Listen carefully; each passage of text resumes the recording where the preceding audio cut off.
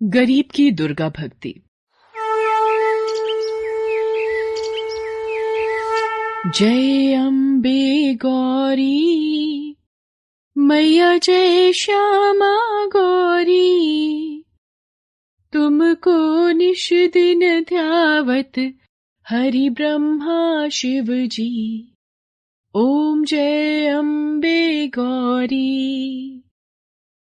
अरे भोला, रुक बेटा, ले ये माता रानी का प्रसाद खा के जा। ले हाथ आगे कर। ओहो माँ, पहले ही देर हो रही है, लाओ जल्दी। जल्दी का काम शैतान का होता है बेटा, आराम से जा। आराम से तो बस आप ही रह सकती हो माँ जी, ये आराम से बैठ गए तो घर कैसे चलेगा। जाओ जी, जल्दी जाओ आप। माँ जी के पास तो कोई काम है नहीं, सारा दिन माता रानी के सामने घंटी बजाने के सिवाय। भोला अपने खेत के लिए निकल जाता है। ना तो उसने मीना को उसके व्यवहार के लिए टोका और ना ही मंगला उसे कुछ कह सकी। दरअसल मंगला की बहू मीना बहुत ही तेज तर्रार थी, साथ ही लालची और मतलबी भी। वो मंगला से कभी भी सीधे मुंह बात नहीं करती थी। भोला भी उसी के रंग में रंग चुका था। दूसरी तरफ मंगला सारा दिन बस मां दुर्गा की भक्ति में ही लीन रहती थी। उसे दुनियादारी से कोई मतलब ही नहीं था। ना उसे मीना से कोई उम्मीद थी और ना ही भोला से। उसे तो बस अपनी माता रानी का साथ ही चाहिए था जो उसके पास था। माते, ये मंगला आपकी परम भक्त है, लेकिन इसकी ये बहू इसे कितना प्रताड़ित करती है। ना तो उसे ठीक से खाने को देती है और ना ही पहनने को। इसका बेटा भी इसकी परवाह नहीं करता। माते, आपको नहीं लगता कि मंगला को आपकी मदद की आवश्यकता है? शेरा, आवश्यकता तो हर मनुष्य को हर समय होती है, लेकिन उसे पूरा कैसे करना है, ये तो मनुष्य के अपने हाथ में ही होता है। विधि के विधान में सभी का भाग्य लिखित है। थोड़ा धीरज रखो। जैसे मंगला के मन में मां दुर्गा बसी हुई थी, ठीक वैसे ही मां दुर्गा भी मंगला से बहुत प्रेम करती थी। लेकिन फिर भी अभी मंगला को बहुत कुछ सहना था। मीना बेटी, कल से नवरात्रे शुरू हो रहे हैं, तो माता रानी की पूजा का सामान चाहिए था और मेरे व्रत भी होंगे तो। माँ जी, देखिए, आपको व्रत रखने हैं तो शौक से रखिए, लेकिन एक बात साफ साफ सुन लीजिए, आपके लिए फल मेवा और ये पूजा का इतना महंगा सामान लाने के लिए पैसे नहीं है हमारे पास। सब कुछ तो आपके सामने ही है। पता नहीं फिर भी आपको कुछ दिखता क्यों नहीं। ले देखिए, एक खेती तो है हमारे पास। बड़ी मुश्किल से इस बार चने की फसल कुछ ठीक ठाक हुई है, वो भी अभी पूरी तरह से तैयार नहीं है। अब आप ही बताइए कि पहले घर के जरूरी खर्च देखें या आपके ये सब नाटक। इतना कहकर मीना वहां से चली गई। मंगला ने बड़ी उम्मीद भरी नजरों से भोला की तरफ देखा, लेकिन भोला ने भी उसकी उम्मीदों को पल भर में तोड़ दिया। माँ, मीना ठीक ही तो कह रही है। वैसे भी तुम्हारा हर दिन तो माता रानी के नाम से ही शुरू होता है और उन्हीं के नाम के साथ खत्म भी होता है। तो फिर ये नवरात्रि पर व्रत रखने से क्या खास हो जाएगा? खामखा तुम्हारी तबीयत बिगड़ जाएगी और फिर डॉक्टर की फीस और दवाइयों पर फालतू खर्च, ये सब बड़ा भारी पड़ जाएगा माँ। मंगला फिर कुछ न कह सकी, लेकिन वो उदास जरूर थी। उसने तो सोचा था कि इस नवरात्रि पर वो माता रानी का नया मंदिर बनवाएगी, लेकिन यहां तो पूजा का सामान ही नहीं आ पा रहा था। वो उदास होकर माता रानी के सामने गई और हाथ जोड़कर बोली, मां, मेरे बच्चों को क्षमा करना। ये नादान है, पर मैं जानती हूं कि आप अपनी इस भक्त की मदद जरूर करेंगी। इतना कहकर मंगला रोने लगी। दूसरी तरफ मीना के दिमाग में नई खिचड़ी पकने लगी थी।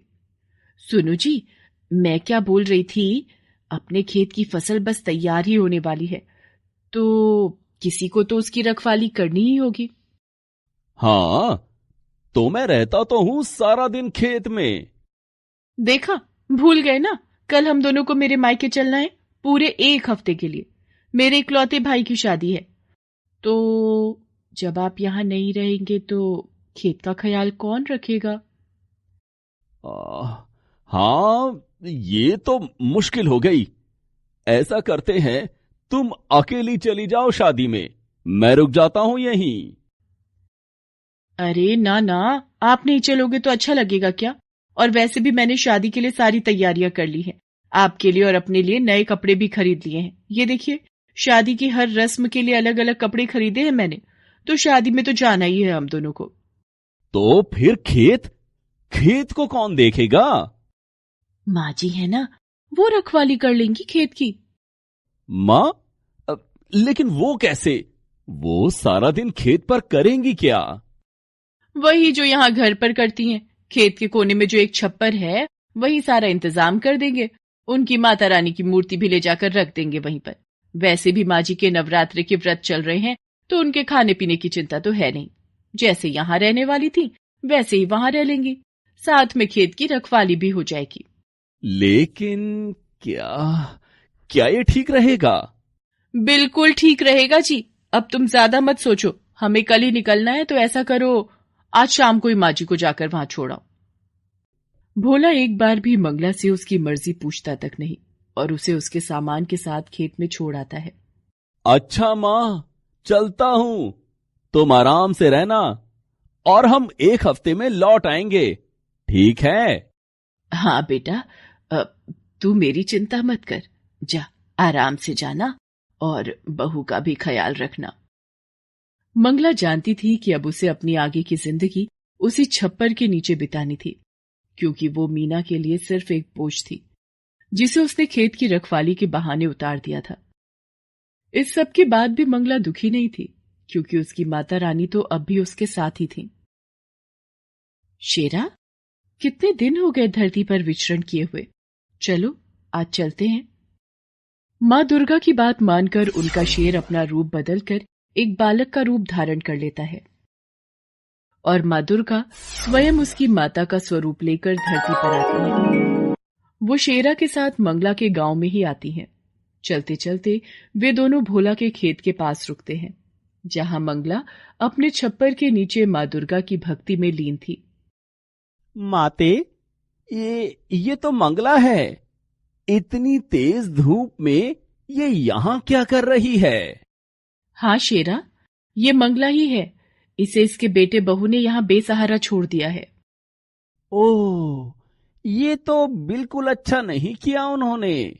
माते, अब तो आपको इसकी मदद करनी ही चाहिए।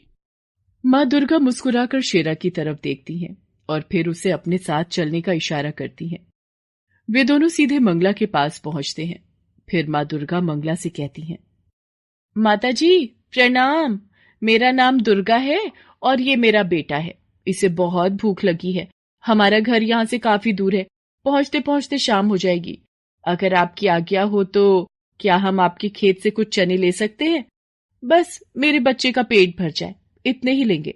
आपकी बड़ी कृपा होगी। नहीं, तुम नहीं ले सकते। क्या कहा? हम नहीं ले सकते? लेकिन लेकिन मुझे बहुत भूख लगी है। बस थोड़े से दे दीजिए ना।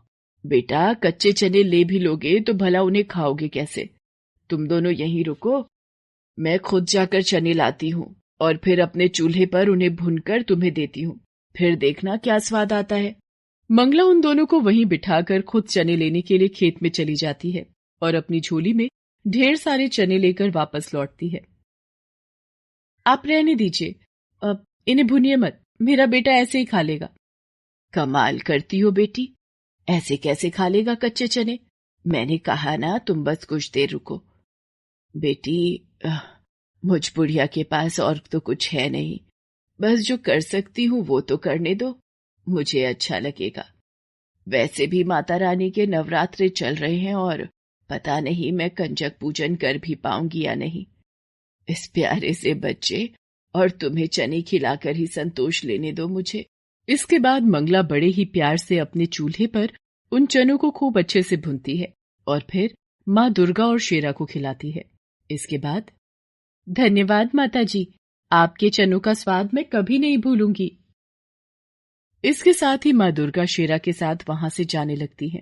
तभी शेरा उनसे कहता है, माता, मैं जानता हूं कि ये सब मंगला की एक परीक्षा थी और जहां तक मैं समझता हूं मंगला इस परीक्षा में खरी भी उतरी है। तो क्या उसे कोई इनाम नहीं मिलना चाहिए? माँ दुर्गा एक बार फिर शेरा की तरफ देखकर मुस्कुराती हैं और फिर वो मंगला की तरफ अपना हाथ उठाती हैं। उनके आशीर्वाद से निकले प्रकाश से मंगला पूरी की पूरी सोने की बन जाती है। हालांकि वो एक मूर्ति नहीं थी, लेकिन अब सोने की एक चलती फिरती इंसान थी। और सबसे खास बात तो ये थी कि खुद मंगला को इस बात का एहसास नहीं था।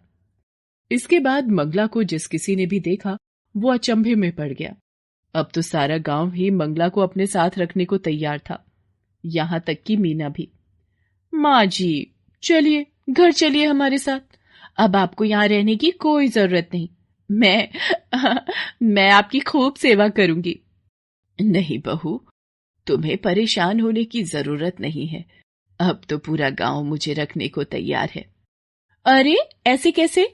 आप किसी के भी साथ चली जाएंगी? माँ जी, हम आपके सगे हैं, हमसे ज्यादा प्यार आपको कौन करेगा भला? और वैसे भी माँ जी, सबको आपसे बस सोना चाहिए, आपकी तो यहाँ किसी को नहीं पड़ी। हाँ बहू, तुम्हारी ये बात तो बिल्कुल सच है।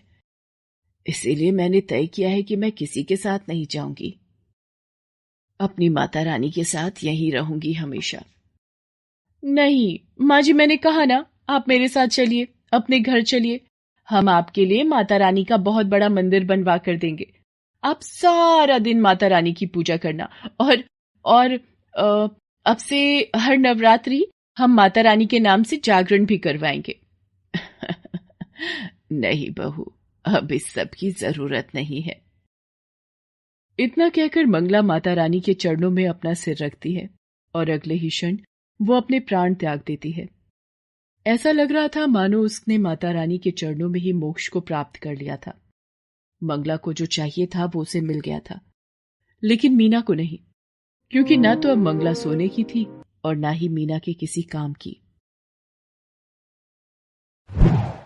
Please subscribe this channel.